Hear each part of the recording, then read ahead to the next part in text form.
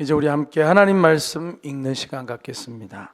함께 보실 말씀은 신약 성경 빌립보서 4장 4절에서 12절 말씀이 되겠습니다.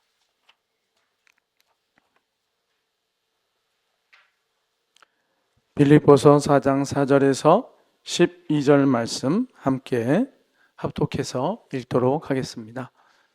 한 번도 빠짐없이 우리 다음 세대들도 다 찾아주시면 감사하겠습니다. 자, 이제 우리 함께 합독하여 읽겠습니다. 주 안에서 항상 기뻐하라. 내가 다시 말하노니 기뻐하라. 너희 관용을 모든 사람에게 알게 하라. 주께서 가까우시니라. 아무것도 염려하지 말고 다만 모든 일에 기도와 간구로 너희 구할 것을 감사함으로 하나님께 아뢰라. 그리하면 모든 지각에 뛰어난 하나님의 평강이 그리스도 예수 안에서 너희 마음과 생각을 지키시리라. 끝으로 형제들아, 무엇이든지 참되며 무엇이든지 경건하며 무엇이든지 옳으며 무엇이든지 정결하며 무엇이든지 사랑받을 만하며 무엇이든지 칭찬받을 만하며 무슨 덕이 있든지 무슨 기림이 있든지 이것들을 생각하라. 너희는 내게 배우고 받고 듣고 본 바를 행하라. 그리하면 평강의 하나님이 너희와 함께 계시리라. 내가 주 안에서 크게 기뻐함은 너희가 나를 생각하던 것이 이제 다시 싹이 나미니 너희가 또한 이를 위하여 생각은 하였으나 기회가 없었느니라. 내가 궁핍함으로 말하는 것이 아니니라. 어떠한 형편에든지 나는 자족하기를 배웠노니 나는 비천에 처할 줄도 알고 풍부에 처할 줄도 알아. 모든 일 곧 배부름과 배고픔과 풍부와 궁핍에도 처할 줄 아는 일체의 비결을 배웠노라. 아멘. 네, 오늘 함께 읽으신 빌립보서 4장의 말씀을 통해 부재와 임재라는 제목으로 함께 말씀을 나누도록 하겠습니다. 오늘 함께 보신 본문의 말씀 속에서 우리가 너무나 잘 알고 있는 그런 말씀이 등장하는 걸 볼 수 있죠. 다 귀한 말씀이죠. 주 안에서 항상 기뻐하라. 이 말씀도 너무너무 우리가 붙들고 있는 말씀이기도 하지만 우리 중에 많은 사람들이 6절에 보면은 아무것도 염려하지 말고 다만 모든 일에 기도와 간구로 너희 구할 것을 감사함으로 하나님께 아뢰라. 그리하면 모든 지각에 뛰어난 하나님의 평강이 그리스도 예수 안에서 너희 마음과 생각을 지키시리라 하는 이 말씀을 참 좋아하시고 잘 아실 줄 믿습니다. 그렇죠? 네. 아마 외우라고 하셔도 외울 분들이 꽤 많이 계실 것입니다. 자, 오늘 이 빌립보서 4장 6절, 7절에서는 하나님의 평강이라는 말씀이 나와요. 하나님의 평강. 저와 여러분이 오늘 여기 오신 것도 아마 하나님의 평강을 얻으려고 오신 것일 수 있어요. 여러분은 잘 몰라도. 여러분, 내일 점심 뭐 드실 거예요? 생각해 놓은 거 없어요? 내일 점심 특별한 계획이 없나요? 네? 여러분이 만약에 내일 점심에 우리 여기 청소년들도 있지만 마라탕 집에 간다면 내일 학교 가야 되기 때문에 그럴 일은 없겠지만 마라탕이 땡기기 때문에 간 거죠. 그렇죠? 그거는 생각하지 않아도 그렇게 원하기 때문에 간 거죠. 그렇죠? 한식이 먹고 싶으면 한식 집에 갈 것이고 양식이 먹고 싶으면 양식 먹으러 가겠죠. 칼질 좀 하고 싶다 그러면 칼질하러 가는 거죠. 삼겹살 구워 먹고 싶으면 삼겹살을 사겠죠. 그런 것처럼 여러분이 여기에 정치인들 같으면 표 얻으려고 교회로 오는 경우도 있어요. 예전에 보니까 그렇더만요. 선거 시즌만 되면 이 교회 저 교회 다니면서 인사하는 그런 정치인들도 있어요. 그런 사람은 목적이 표 얻으려고 한 거죠. 여러분은 교회 오신다고 이렇게 따로 나가실 때 봉투 드리는 것도 아니잖아요. 그런데 여러분 발걸음이 교회로 향했다는 거, 거기에는 여러분이 알 수도 있고 모를 수도 있지만 여러분이 교회에서 뭔가를 원하기 때문에 오신 거예요. 습관적으로 오신 분도 있을 수 있겠지만 사실 교회에 왔을 때는 하나님으로부터 뭔가 채워진 그것을 얻으려고 오시는 거거든요. 그 중에 하나가 하나님의 평강인 줄 믿습니다. 하나님이 주시는 그 평안을 맛보려고, 그 평안을 얻으려고, 또는 하나님이 주시는 그 생명을 더 얻어가려고. 그래서 돌아갈 때는 어두웠던 마음이 밝아져서 돌아가기를 원하고, 또 돌아갈 때는 하나님과 뭔가 건조했던 그런 관계가, 하나님과의 관계가 더 생명력 있게 회복이 돼서 기도도 살아나고 감사도 살아나고 삶의 활력도 생기고 자신감도 생기고 내가 사랑받는 사람이라는 것도 깨닫고 힘차게 돌아가는 거죠. 교회는 그런 곳이어야 됩니다.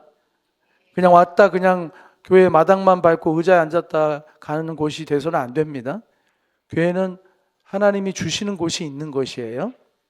교회는 하나님께로부터 주는 것을 받아가는 곳인 줄 믿습니다. 여러분의 영혼이 그걸 알아서 여기 오신 거예요. 오늘 교회 말고 다른 곳을 선택할 수 있는 그런 선택의 사항이 많이 있었지만 오늘 여기 오신 것은 여러분이 알든 모르든 여러분의 영혼이 뭔가를 찾고 있는 거예요. 그것이 그 중에 하나가 하나님의 평강입니다. 근데 오늘 하나님의 평강을 주시는데 그 하나님의 평강을 약속하시면서 그 평강은 문제의 부재 가운데 주어지는 것이 아니라 하나님의 임재 가운데 주어지는 것이라는 것을 말씀해 주세요. 사람들은 문제가 없을 때, 문제가 부재할 때, 아무 문제가 없을 때 평강을 얻는다고 생각하거든요. 그러나 하나님은 문제가 있을지라도 그 문제가 없어지지 않더라도 그 문제가 시퍼렇게 살아있을지라도 하나님이 계심으로 인하여 그 문제와 상관없이 누릴 수 있는 평강을 우리에게 주시겠다고 약속하는 거예요. 어떤 게 더 귀해요? 모든 게 문제가 다 사라져 버려야만 얻을 수 있는 평강과 문제가 있든 없든 아무리 큰 문제가 있든 없든 누릴 수 있는 평강, 어떤 걸 원하시겠습니까? 전자예요, 후자예요? 후자요? 네. 후자가 복이 있는 거죠. 세상 살면서 문제가 없을 수 있는 시간이 얼마나 되겠습니까? 돌아서면 문제요. 그렇죠? 끊임없이 문제죠. 건강의 문제, 관계의 문제, 경제의 문제, 온갖 염려거리가 많잖아요. 어린애들은 염려가 없을 것 같습니까? 어린애들도 문제가 있고 연세가 드셔도 다 문제는 있지요. 자, 그런데 오늘 하나님께서는 우리에게 아무것도 염려하지 말고 모든 일에 기도와 간구로 너희 구할 것을 감사함으로 하나님께 아뢰라. 그러니까 염려가 생길 수 있는 상황이 많겠지만 그러나 그것이 어떤 일이든 간에 어떤 것에 대해서도 아무 것에 대해서도 염려하지 마. 그것 때문에 마음 조려하지 마. 그것 때문에 무서워하고 마음 콩닥콩닥거리고 스트레스 받고 막 조마조마하지 마. 대신에 나에게 기도해라. 그러면 내가 평강으로 네 마음을 채워줄 것이다 라고 말씀하시는 거예요. 그러니까 문제가 있더라도 주시는 평강을 주시겠다는 거죠. 할렐루야. 우리 옆 사람 축복합시다.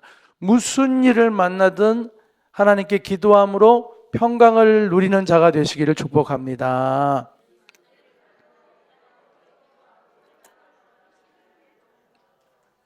아멘. 네.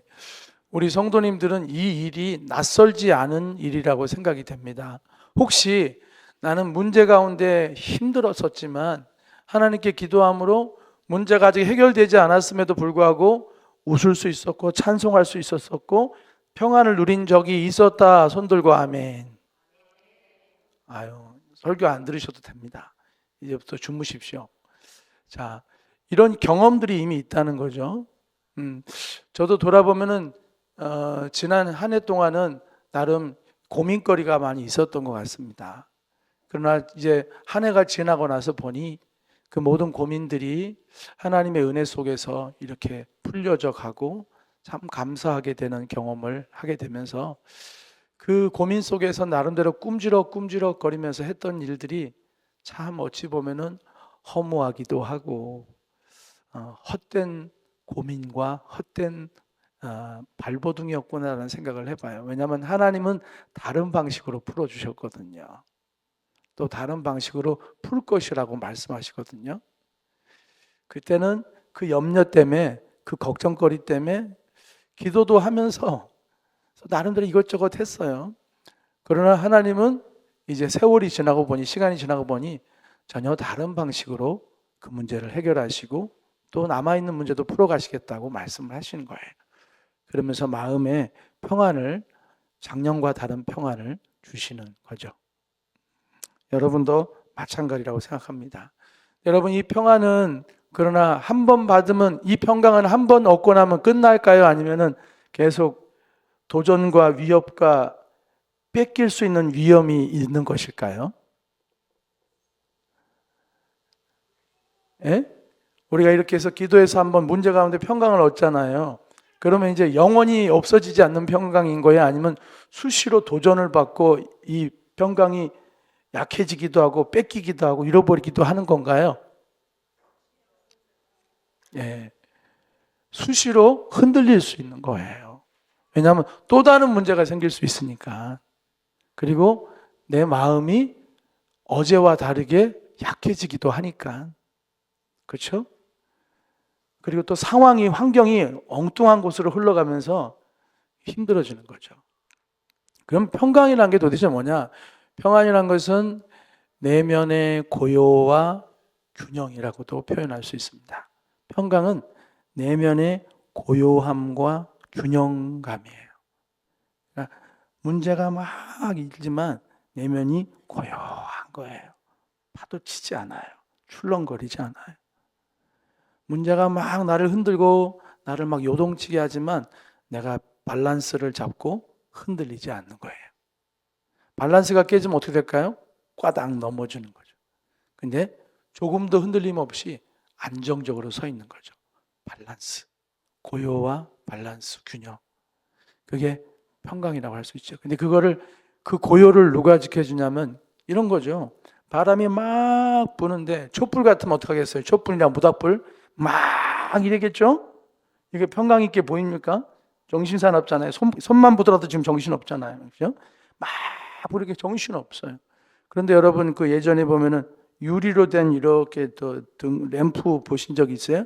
유리 이렇게 카바가 돼 있는 유리 램프 거기에 이렇게 심지로 이렇게 불 켜놓은 거 있잖아요.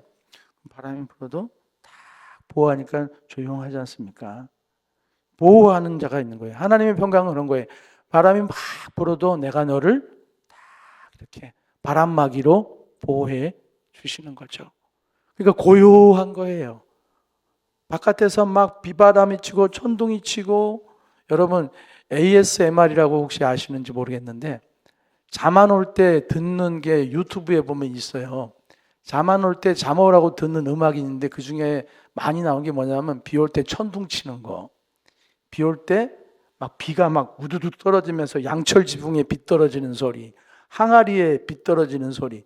요런 게 한 2시간짜리, 10시간짜리 녹음이 돼 있다고요. 그걸 듣다 보면 저도 예전에 몇 번 썼어요.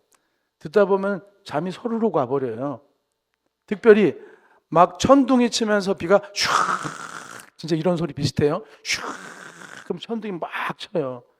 그런데 그걸 듣다 보면은 잠이 사르르 와요. 왜냐하면 바깥은 분명히 그 상황은 천둥과 그런데 지금 내가 있는 곳은 안전한 곳에서 내가 쉬고 있기 때문에 상대적인 그런 어떤 편안함이 있나 봐요. 이곳은 안전해, 이곳은 지금은 편안해. 여러분 한번 해보세요. 유튜브에 잠 안 올 때 듣는 음악 이렇게 해가지고 ASMR 하면 나오는데 그런 게 있어요. 뭐냐면 바깥에서 막 난리가 쳐도 이 안에 안전하면은 상대적으로 더 평안한 거예요. 더 평안함을 더 깊이 느끼는 거죠. 그리고 이곳은 안전해. 이곳은 아늑해. 그렇죠? 이것은 너무 편안해. 할 때 우리가 확 릴렉스해서 쉼을 얻는 것입니다. 그러니까 문제가 있는 가운데 하나님의 보호를 느낄 때 느끼는 그 평안의 그 충족감이 문제가 하나도 없을 때 아무 문제 없어 그냥 잘 지내 이때 느끼는 평안과 비교했을 때 월등히 더 크다는 거예요. 그렇죠? 인생에 아무 문제가 없을 때 나는 아무 문제 없어 그냥 잘 살아 이때 느끼는 이 평안함과 문제가 엄청나게 많은 문제가 소용돌이 치고 있는데 하나님의 은혜가 막 부어지고 또 부어지고 말씀으로 막 은혜로 막 나를 채워줄 때 그때 느껴진 내 마음의 평안은 게임이 안 된다, 비교가 안 된다는 거죠. 엄청난 평안. 그게 하나님의 평강이에요. 우리는 모두 다 근데 어느 평강을 더 원하냐면 하나님의 평강을 얻으려는 노력보다는 문제를 제거하기 위한 노력을 많이 하려고 하죠. 그죠? 그러니까 여러분, 돈 없으면 이제 돈이 문제잖아요. 제일 우리가 많이 겪는 게 돈 문제 아닙니까? 그러면은 하나님 앞에 기도하는 시간을 더 많이 가질까요? 돈 벌려고 뛰어다니는 시간이 더 많을까요? 기도 시간을 점점 줄여야죠. 기도할 시간이 어디 있어요? 빨리 취업 알아보고 빨리 일하고 댕겨야지. 자격증도 따고 그렇게 해서 돈을 맹글어야 될 거 아니에요.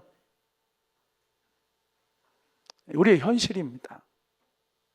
그래서 이 말씀이 있는 거예요. 그 노력을 분명히 해야겠죠. 그런 노력이 필요합니다. 우리는 하늘만 바라고 입 벌리고 있는 그런 사람들이 아니에요. 우리는 하나님께 기도하며 우리가 해야 할 일을 하지만 그러나 무게중심을 결국 이 모든 것을 주관하시는 분은 이 모든 것을 해결하시는 분은 하나님이라는 믿음이 흔들리면 안 돼요. 이 믿음까지 흔들려가면서 쫓아다니고 이래서는 평강을 얻을 수 없어요. 그렇게 해서 문제가 해결돼도 그 평강은 질 낮은 저수준의 평강이란 말이에요. 그것은 여러분의 영혼을 만족시킬 수 없는 평강이라고요. 금방 질려요. 금방 허무해져요. 우리는 그렇게 만들어진 존재이기 때문에. 사랑하는 여러분, 그래서 평강을 하나님께서 우리가 기도하는 가운데 하나님의 은혜를 받는 가운데 평강을 얻게 됐어요. 그러나 이 평강은 지켜나가야 되는 것입니다. 하나님 평강을 지켜나가야 돼요. 우리 다음 세대에게 이 평강을 얻는 방법을 가르칠 수만 있다면 최고의 부모가 된 것이고 최고의 어른이 된 거예요. 다음 세대에게 돈 잘 버는 방법, 세상에서 꿀리지 않고 사는 방법만 가르쳐주고 세상에서 잘 나가는 것만 가르쳐주고 이 평강, 하나님 주신 평강을 얻는 방법을 못 가르쳐줬다면 우린 진짜 중요한 걸 못 가르쳐준 사람이 된 거예요. 근데 그건 어디서 배우냐? 우리가 그걸 누릴 때 보고 배워요. 부모된 우리가, 왜냐하면 그들도 우리가 문제 가운데 놓이고 하는 걸 다 보거든요, 자녀들도. 그때 우리가 어떻게 그것에 대해서 초조하게 분주하게 이러는 모습으로 어떻게 하면서 뭐 더 난리치는 것인지 아니면 아니야, 하나님께 맡기자. 하나님이 인도하실 거야. 하나님이 너를 지키셔. 너를 언제까지나 함께 하실 거야. 이 말은 여러분 어설픈 위로가 아니에요. 하나님이 한번 사랑하신 사람은 하나님 끝까지 책임지십니다. 여러분 우리 아이들이 그런 믿음을 갖게 되기를 바랍니다. 자, 이렇게 하나님의 평강을 지키기 위해서 오늘 특별히 우리가 훈련이 좀 필요해요. 한 주 동안 그런 훈련, 앞으로 그런 훈련을 했으면 좋겠는데요. 한번 따라서 해봅시다. 생각 훈련, 그리고 감사와 기도 훈련, 마지막으로 사랑 훈련. 자, 처음이 뭐라고 그랬죠? 생각 훈련. 두 번째는 뭐라고 그랬죠? 감사와 기도 훈련. 세 번째는요? 사랑 훈련. 짧게 말씀을 나누겠습니다만 여러분 깊이 생각하셨으면 좋겠습니다. 오늘 8절을 보면 이런 얘기가 나옵니다. 끝으로 형제들아 무엇이든지 참되며 무엇이든지 경건하며 무엇이든지 옳으며 무엇이든지 정결하며 무엇이든지 사랑받을 만하며 무엇이든지 칭찬받을 만하며 무슨 덕이 있든지 무슨 기림이 있든지 이것들을 생각하라. 어떠한 상황에도 이 말들을 집약한다면 어떠한 상황에도 하나님의 사람들로서의 모습을 지켜가라. 네, 그것을 어떻게 지켜가느냐? 이것들을 생각함으로써 지켜가라는 것입니다. 이게 지금 바울의 서신이거든요. 바울은 여기서도 생각하라는 말을 하고 있지만 사실은 로마서에서도 이런 말을 해요. 로마서 8장 18절 보면은 생각하건대 현재의 고난은 장차 받을 영광과 좋게 비교할 수 없도다. 그러니까 바울이 받은 고난은 우리가 상상할 수 없는 고난을 받았어요. 그 당시에는 예수 믿는다는 것이 사람들에게 굉장히 공격받는 일이었거든요. 예수 믿다가 죽는 사람도 있었어요. 예수 믿다가 고문당한 사람도 있었고, 북한에서도 지금 그렇잖아요. 예수 제대로 믿으면 죽기도 하고 고문당하기도 하잖아요. 그런 세상이 있는 것처럼 이 바울이 상황에서 바울도 예수 믿다가 여러 번 죽을 뻔했고, 여러 번 위험도 만났고, 여러 번 굶주렸고, 여러 번 헐벗고, 여러 번 춥고, 강도도 만나고 여러 가지 위험을 많이 고난을 너무 많이 당했어요. 사람들이 막 바울 죽이기 전에는 밥도 먹지 않겠다고 쫓아다니는 사람들도 있었을 정도였으니까. 그러니 바울이 얼마나 사는 게 힘들었겠어요? 근데 바울은 이런 생각을 했다는 거예요. 생각하건대 현재의 고난은 장차 받을 영광이랑 비교하면 게임도 안 된다, 비교도 안 된다라는 그런 결론을 품고 살았다는 거예요. 바울이 어떤 생각을 하고 살았는지 알겠죠? 내 비록 고난이 극심하나, 내 비록 고생이 지독하나, 내 비록 위험이 천만하나, 그러나 생각하면 생각할수록 이 고난은 앞으로 내가 받을 영광과 비교할 수가 없다. 내가 받을 영광이 너무너무 크기에 이것들은 하찮아 보일 정도이다 라고 하는 거예요. 근데 이 엄청난 결론이 뭘 통해서 이루어졌냐면 생각을 통해서 이루어졌다. 그러니까 우리가 어떻게 생각하느냐에 따라서 모든 게 확 바뀔 수 있습니다. 하나님은 이 생각에 엄청난 축복의 통로로 허락하신 부분이 있어요. 잘못된 생각을 하면은 인생이 망가질 수 있지만 좋은 생각으로 채우면 인생이 꽃피는 건 누구나 다 아는 거잖아요. 그걸 넘어서서 하나님 나라에 대해서 하나님을 향하여서 생각을 깊이 해 들어간다면 지금의 문제는 문제도 아닐 수 있다는 거죠. 그러니까 우리가 평강을 얻었어요, 기도 가운데. 그래서 하나님 감사해요. 근데 집에 돌아가자마자 또 다른 문제가 펑 터져요. 예? 집에 들어갔더니 막 갑자기 막 남편이 막 승질내고 막 그래요. 평강이 막 흔들흔들해요. 이제 돈 문제를 해결했더니 또 어디서 비톡족장이 날라오고 또 누가 사고가 나가지고 아들이 수술을 해야 된다고 막 이런 막 짜증이 막 밀려고 막 답답해지지 않겠어요? 그러니까 평강을 얻어도 그걸 지키는 게 쉽지 않지만 그때 이걸 지키기 위해서 할 수 있는 게 뭐냐면 생각하는 것입니다. 생각하는 거. 생각을 해보면 이런 생각들도 하게 되죠. 근데 여기서 생각한다는 말을 이제 로기조마이라는 단어를 썼어요. 로기조마이. 이 로기조마이라는 그 그리스 말에 담겨 있는 뜻은 뭐냐면 우리가 말하는 번역된 생각하다보다 훨씬 강렬한 뜻이 있어요. 뭐냐면 정밀하게 치밀하게 계산해라. 꼼꼼히 살피라. 그런 뜻이 있어요. 그냥 생각 그게 아니란 말이에요. 세밀하게 생각해 보아라. 뭘요? 지금까지 하나님이 어떻게 나를 인도해 오셨지? 어떤 일들이 있었었지? 어떤 위기가 있었었지? 그때 어떻게 그 문제를 하나님이 결국에는 풀어내셨지? 꼼꼼하게 생각해 보라는 거예요. 그리고 거기서 하나님의 일하심의 그 모습이 보일 때 이 문제가 다시 나를 삼키지 못하고 수면 아래로 내려가게 되는 거죠. 이번도 하나님이 도우실 거야. 이 문제조차도 하나님을 사랑하는 자, 그의 뜻대로 부르심을 입은 자들에게 모든 것이 합력하여 선을 이루느니라. 할렐루야. 이 말씀이 또 아멘으로 고백되는 거예요. 이 일조차도 하나님은 또 다른 귀한 것들을 이루기 위해서 쓰시는 중이야 라고 믿는 거죠. 할렐루야. 실제 이런 경험들 많이 합니다. 사고가 나중에 알고 보니, 제가 아는 목사님 중에 한 분은 많이 경제적으로 어려우세요. 어려우고 막 그랬었는데 자녀가 이제 학비를 대야 되는데 이 학비를 대기 어려운 상황에서 또 막 이렇게 그 아이가 특별한 혜택을 받아서 무슨 국가 장학금 지원을 받아가지고 유학을 하게 됐어요. 근데 그것만 받는다고 해결되는 게 아니잖아요. 숙소도 있어야 되죠. 들어가는 부대 비용이 많단 말이에요. 너무너무 이제 힘든 가운데 어떡할까. 근데 설상가상으로 교통사고가 나버렸어요. 얼마나 또 속이 상해요.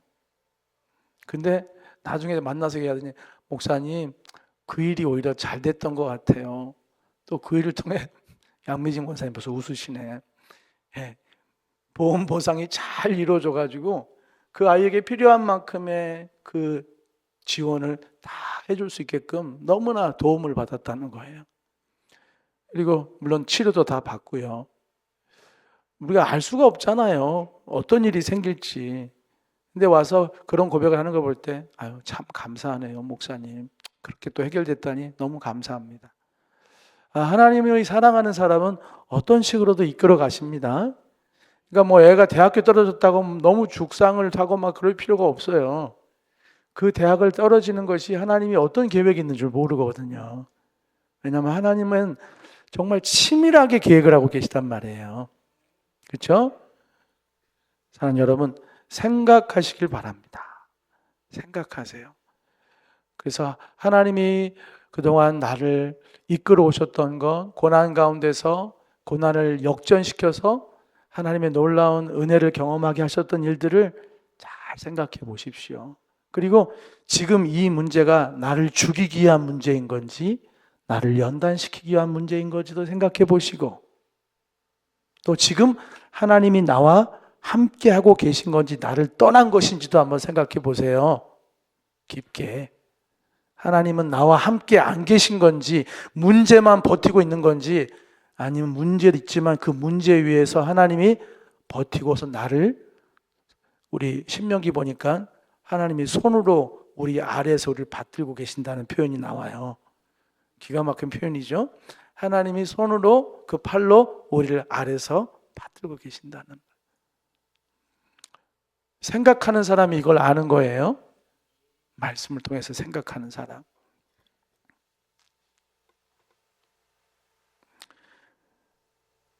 조나단 에즈워즈라는 유명한 우리 설교자가 있죠. 교회 부흥을 이끄셨던 분인데, 그분이 한 번은 크리스찬의 행복이라는 제목으로 설교를 했는데 그 내용이 참 귀합니다. 짤막하게 그 대지만 소개할게요. 크리스찬은 행복한 사람이다. 왜냐? 1번, 나쁜 일조차도 합력하여 선을 이루는 사람들이기 때문에. 2번, 크리스찬들이 가진 것은, 예를 들자면 하나님의 자녀로 입양된 것, 하나님 앞에 의롭다 인정받는 것, 그리고 하나님과 하나가 된 것, 이것은 누구도 빼앗아 갈 수 없기 때문에 크리스찬은 행복하다. 아멘이십니까? 세 번째로, 가장 좋은 것들은 아직 시작되지 않았기 때문에 행복하다. 크리스찬들에게는 아직 가장 좋은 것이 시작도 안 됐어요. 지금도 좋은 게 많지만 예수님 믿고 나서, 그러나 진짜 좋은 건 아직 시작도 안 됐다는 거예요. 이제 그게 앞으로 다가올 거라는 것이죠. 그게 뭐겠어요? 부활의 기쁨이죠. 새 하늘과 새 땅을 선물처럼 받게 되고 그 속에서 살게 되는 거죠. 그리고 하늘나라에서의 하나님의 그 측량할 수 없는 사랑을 온전히 경험하며 살아가는 가장 좋은 것들은 아직 시작되지 않았다는 것입니다. 사랑하는 여러분, 이런 것들을 소개하는 이유가 뭘까요? 그 설교자는, 성도들이여, 생각하며 살아가십시오. 좀 힘들다고 우울해하고 힘들어하지 마시고, 당신은 참 행복한 사람입니다. 신명기 말씀에도 나와요. 우리 이번에 큐티 하면서 새벽 예배 나눴지 않습니까? 신명기 33장 29절에 그런 말씀 나와요. 이스라엘아, 너는 행복한 자로다, 이런 말씀이 나오잖아요. 너와 같은 구원을 받은 사람이 어디 있느냐, 이렇게 말씀하잖아요. 이걸 우리식으로 얘기해 볼까요? 그리스도인이여 아가페 교회 성도여 당신들은 참 행복한 너는 참 행복한 사람이다. 너같이 구원받은 사람이 어디 있느냐?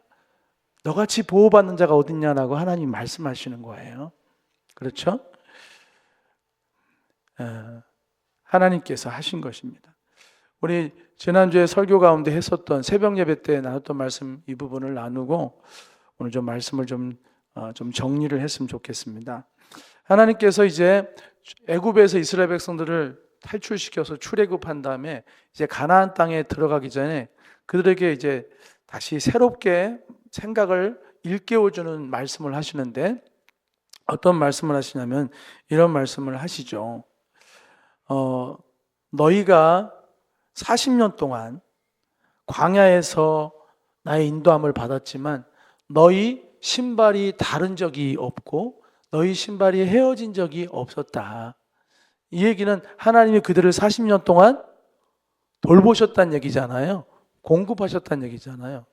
이제 가나안 땅이라고 하는 새로운 삶을 시작해야 되는 그 시점에 이 말씀을 하신 거예요. 이제부터 새로운 막 도전과 전쟁도 해야 되고 정복도 해야 되고 새로운 삶을 이제 이렇게 세워가야 되는데 그걸 시작하기 전에 하나님이 이 말씀을 하신 거라고요. 40년 동안 내가 너희를 돌보았을 때 신발이 닳아 없어지지 않고 옷이 헤어지지 않았지 않느냐. 내가 너희를 그렇게 돌봤다. 그런데 이런 말씀도 하세요. 그 다음에 뭐라고 말씀하시냐면은 내가 너희에게 떡도 먹지 못하며 29장 6절이에요.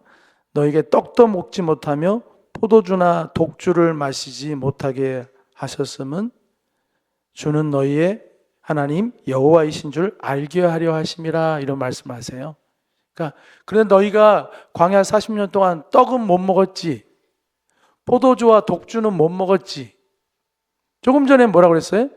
내가 너희를 돌봤기 때문에 신발이나 옷이 헤어진 적이 없을 만큼 내가 너희를 철저하게 돌봤다. 근데 그럼에도 불구하고 40년 동안 떡은 못 먹었지, 포도주나 독주를 마시는 즐거움은 맛보지 못했지, 떡과 같은 달콤한 맛있는 것을 먹는 기쁨은 세상에 그 기쁨은 없었을 거야. 하지만 그렇게 한 이유가 뭔 줄 아냐? 내가 너의 하나님이라는 것을 내가 알게 하려고 그렇게 한 거다라는 얘기예요. 이 말씀의 의미가 뭐냐면 이건 굉장히 중요한 건데요. 우리가 살아가면서 염려가 없었으면 좋겠지만, 그렇죠? 예수 믿는 사람도 염려가 있어요. 어려운 일을 만납니다.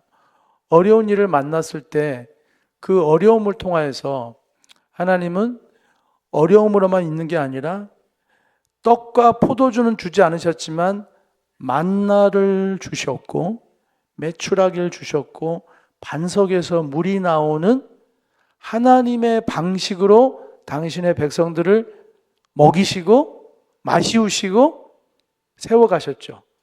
그러면서 정말 하나님이 나를 인도하시는구나, 하나님이 나의 구원이고 나의 주님이시구나라는 것을 경험하게 하셨잖아요. 그러니까 떡도 먹지 못하고 물도 못 먹었지 그런 결핍이 있었지만 그 결핍은 단지 결핍이 아니라 하나님의 공급을 채우기 위한 자리였던 거예요. 좀 말이 어려운가요? 떡을 못 먹고 포도주와 독주를 못 먹는 건 틀림없이 결핍이에요. 나 그거 못 먹었어. 떡과 포도주 이런 거는 정착 생활하면서 풍요로워할 때 먹을 수 있는 거거든요. 정착 생활하면서 풍요롭게 걱정 없이 먹고 싶은 거 배부르게 먹던 그런 경험은 못했지만 그러나 내가 그럼에도 불구하고 너희를 공급하고 갈증 나지 않게 하고 인도하지 않았느냐. 그리고 그 방식으로 나는 내가 너희에게 하나님이라는 것을 보여줬다는 것입니다. 성도들이 어려움을 만나서 걱정하고 근심할 때 우리가 이 문제가 없었으면 좋겠어요. 저도 저 사람들처럼 잘 먹고 잘 살았으면 좋겠어요 라고 우리는 생각할 수 있겠지만 하나님은 그런 것보다 우리가 그 문제 속에서 하나님 앞에 기도할 때 하나님의 방법으로의 공급을 경험하게 하시는 거예요. 그러면서 우리 스스로가 하나님이 하셨구나, 이번엔 하나님이 이렇게 나를 도우셨구나, 그걸 고백하게 하면서 하나님을 나의 삶의 주인으로 더 깊이 깨닫게 하신다는 것입니다. 이런 것들이 우리가 생각해야 될 부분들이에요. 현재 공핍은 또 다른 하나님의 공급하심을 위한 기회이다. 할렐루야. 하나님이 일하시는 방법이다라는 것을 생각하고 우리가 나갈 수 있기를 바랍니다. 마지막으로 이 사랑의 훈련이란 것은 무엇이냐면, 여러분, 우리가 결국은 뭔가에 대해서 이 어려움을 느끼고 할 때, 결핍을 느끼고 할 때, 우리 스스로가 결국에는 예수 믿는 사람들은 깨닫게 되는 부분이 있어요. 뭐냐면 내가 이것을 너무 지금 사랑하는 건 아닌가라는 생각을 하는 거죠. 예를 들자면은 물질에 대한 것에 대해서 항상 돈이 없어 이렇게 하다 보면 우리 스스로가 어느 순간 깨닫게 되는 거예요. 내가 왜 이렇게 돈에 매여 있는 사람이지?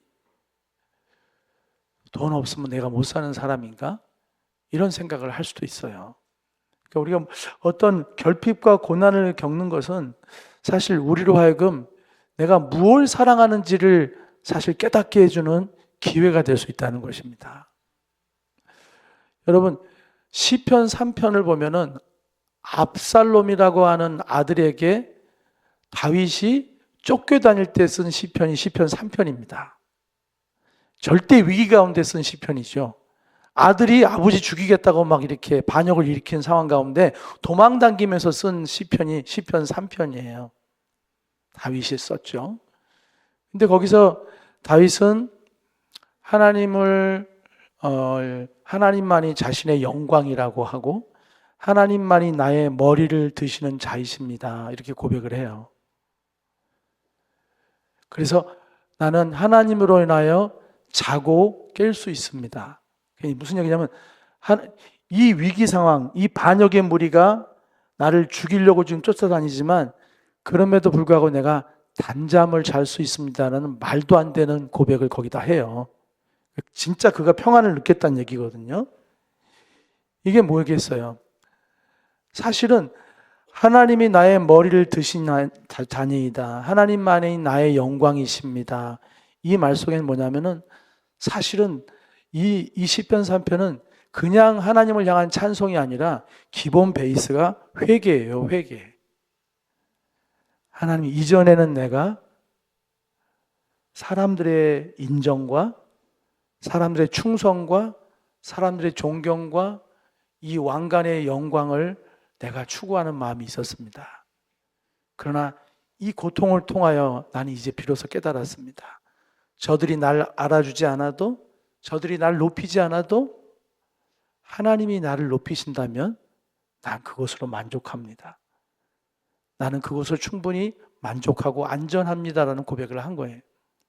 그러니까 이 위기를 통하여서 다윗은 자신이 무엇을 쫓고 있는지를 깨닫게 된 거예요. 우리는 다윗 하면은 항상 완벽하게 하나님을 사랑한 사람인 줄 알고 있지만 그랬다면 다른 남편의 여자를 갖다가 뺏어서 그렇게 강제로 이렇게 범하지는 않았겠죠. 다윗도 연약한 인간인 거예요. 다윗도 욕심을 부렸고 다윗도 욕망에게 가끔씩 넘어지는 사람이란 말이에요. 근데 그 다윗이 지금 막 자기의 왕권을 다 뺏어가고 자기의 나라를 다 뺏어가고 자기의 목숨까지 뺏어가고 자기가 가지고 있는 모든 걸 다 앗아가려고 막 적들이, 그것도 아들이, 가장 사랑했던 아들 중에 하나가 그 반역의 우두머리가 되어서 자기를 죽이려고 막 쫓아오고 있는데 얼마나 멘붕이 왔겠어요. 멘붕이 왔겠죠. 이제 다 잃게 생겼구나. 내 인생은 끝장이구나 라고 생각했을 거예요. 사람이기 때문에 그렇죠. 근데 그 순간 그는 하나님의 사람이기 때문에 기도했다는 거잖아요. 기도하면서 깨닫는 거예요. 하나님, 내가 이런 것들을 붙들고 살았군요. 내가 이런 것들을 붙들고 살았군요. 하나님, 다 필요 없습니다. 하나님만이 나의 영광이요, 하나님만이 나의 기쁨이요, 하나님만이 나의 능력입니다. 하나님만이 내 머리를 들어주실 수 있습니다. 머리를 든다는 것은 그 사람을 존귀케 한다는 뜻이거든요. 사람이 나를 존귀케 하는 게 아닙니다. 하나님이 나를 존귀케 하는 것입니다. 나는 이제 하나님께로 돌아왔습니다. 이제 나는 쉴 수 있습니다. 내가 편히 눕기도 하고 내가 깰 수도 있습니다. 지금 무슨 상황이에요? 쫓기는 상황이죠. 여러분, 우리도 마찬가지예요. 물질 때문에 또 여러 가지 자녀 문제 때문에 여러 관계 문제 때문에 막 힘들어하다가 결국 우리가 뭘 발견하냐면은 나의 연약함과 나의 못남과 내가 하나님 앞에 얼마나 부족한 인생인 것을 깨닫게 되면서 결국은 여러분, 돈을 더 사랑하는 게 문제가 아니에요. 세상을 더 사랑하는 게 문제가 아니라 진짜 문제가 뭔지 아세요? 하나님을 조금 사랑하는 게 문제예요. 제 말이 이상하게 될지 모르겠지만 진짜 문제는 하나님을 덜 사랑하는 게 문제라고요. 하나님을 사랑하면 다른 것이 해결되는데 우리는 자꾸 하나님 사랑하는 걸 제껴놓고 내가 너무 세상 것을 사랑해. So what? 그래서 어떻게 하시려고요? 그거 어떻게 참아보시려고요? 그거 안 되는 거예요. 세상 것을 그만 사랑해야지. 그게 아니라 하나님을 사랑하는 일에 더 마음이 열려야죠. 그거 회복시켜 주려고 하나님이 우리에게 어려움과 고난을 주신 줄 믿습니다. 그래서 문제를 만났을 때 우리가 기도하고 생각해보면 회복할 것은 하나님에 대한 사랑을 다시 회복해 가는 거죠. 그게 사랑 훈련이라는 거예요. 문제는 사랑 훈련의 터전이다. 말씀을 마치겠습니다. 앞으로 남아있는 살아가는 날 동안도 문제의 부재는 없을 것입니다. 언제나 문제는 존재할 것입니다. 공존할 것입니다. 그러나 문제가 없어져서 누릴 것 같은 그 거짓 평안을 쫓지 마시고 문제가 있지만 하나님이 함께 하심으로 누릴 수 있는 진짜 평안을 누리시길 바라요. 그러려면 깊이 생각하십시오. 어떻게 인도하셨는지, 어떻게 여러분을 사랑하셨는지, 어떤 방식으로 세상의 방식으로 풍요롭진 않았지만 하나님의 방식으로. 저는 이 고백을 정말 고백할 수 있어요. 저는 세상의 방식으로 풍요롭지는 않았어요. 물론 더 어려운 사람도 있지만 적어도 제가 생각하는 사람들에 비해서는 풍요롭진 않았습니다. 하지만 돌아보니 언제나 풍성하게 채워주셨어요. 정말 너무너무 풍성했어요. 지금 돌아봐도 너무너무 많은 사랑과 은혜를 받고 지금까지 왔어요. 하지만 세상 사람들이 볼 때는 저는 이 교회를 그만두는 순간 집 한 채 없는 사람이죠. 저는 통장에 예금된 그 금액이 플러스 1원도 아니에요. 마이너스예요. 저는 지금 간다고 한다면 별로 내세울 게 없는 사람이에요. 그러나 돌아보면 그동안 하나님이 채워주신 것이 너무나 풍성해요. 목회를 하면서도 우리 가정 안에서도 개인 안에서도 너무나 많은 것을, 세상의 방식은 아니에요. 세상의 고수익 연봉, 또 세상의 명예로운 자리, 이렇게 대단한 거 그런 거 아니어도, 그러나 하나님의 방식으로, 진짜 하나님의 방식이었어요. 만나와 메추라기처럼 하나님의 방식, 까마귀의 방식처럼, 반석에서 샘이 나는 것도 하나님의 방식처럼 그렇게 공급해 오셨습니다. 그래서 그걸 자꾸 생각하게 하시는 거예요. 흔들릴 때마다 그 생각을 하죠. 기도하면서. 여러분도 마찬가지라고 믿습니다. 여러분 생각하십시오. 한 주간 어려움 속에 계신 분, 한 주간 하나님의 에베네셀의 하나님, 여기까지 도우신 하나님을 깊이 치밀하게 정밀하게 생각하셔서, 생각하건대 현재 고난은 장차 받을 영광과 좋게 비교할 수 없었다고 했던 바울처럼 여러분도 그 상황을 신앙으로 감사로 고백할 수 있기를 바랍니다. 아울러 이 결핍이 여러분이 하나님이 아닌 다른 것을 더 많이 사랑했다는 것을 드러내는 현장이 되기를 바라고, 그래서 그걸 꺼내내려고 하기보다는 그냥 하나님을 더 사랑하는 쪽으로 마음을 기울이세요. 아셨죠? 자식 너무 사랑했었구나. 자식 끊으려고 하지 마시고 자식은 이뻐하세요. 대신에 하나님 좀 더 사랑하시라고요. 아셨죠? 돈 좋아하셨던 거 여러분 끊어지겠습니까? 그거 그냥 돈 좋아하세요. 하지만 하나님 사랑할 수 있는데 하지 않고 살아가는 그 삶의 시간들을 다시 회복하시기 바랍니다. 그러면 그 탐심도 알아서 끊어져 나가는 거니까요. 중요한 건 하나님을 향한 사랑의 마음이 지금 작아지고 있느냐, 커가고 있느냐, 그게 중요한 것입니다. 기도하겠습니다. 사랑해 주님 감사합니다. 오늘 주신 말씀을 따라서 우리가 하나님의 임재 속에서 세상의 조건의 부재를 넉넉히 평안으로 돌파하는 그런 승리하는 믿음의 사람들이 되게 하여 주시옵소서. 예수님의 이름으로 기도드렸습니다. 아멘.